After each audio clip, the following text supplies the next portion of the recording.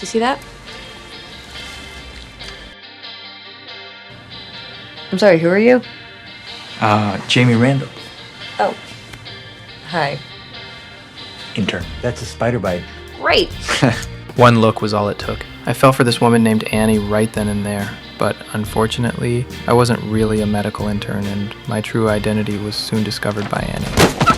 Oh, wait! You let me take my shirt on, you fucking tree! Annie hit me so hard I had to cover my face and beg for mercy, but all Annie wanted now was an apology from me. Okay. I apologize. I apologize on behalf of all of the arrogant, faceless, cut-off asshole doctors out there who've treated you like a non-person while peeking at your breasts. Annie was amused by my words. I believe most girls would find it hard to resist this kind of charming contrast, but Annie just wasn't the type to fall for it easily. She pulled out a camera straight from her bag. Whoa, what was that for?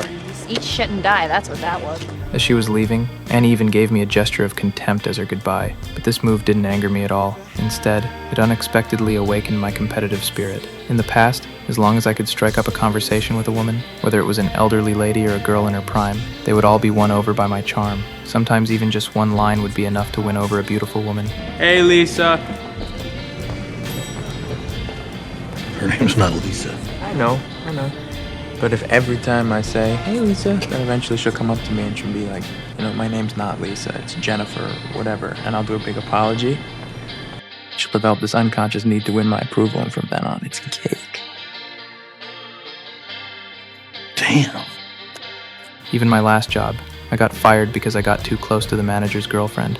Now I'd switched to working as a pharmaceutical rep, and I ran into such an interesting girl like Annie, I secretly vowed to make her my girlfriend. First, with some sweet talk, I easily got Annie's contact information from the nurse at the front desk. When I called her, Annie wasn't surprised. She just responded casually. Next, I talked my heart out and finally got her laughing. Then I asked her out on a date. Annie sensed that if she didn't agree, I wouldn't give up so easily anyway.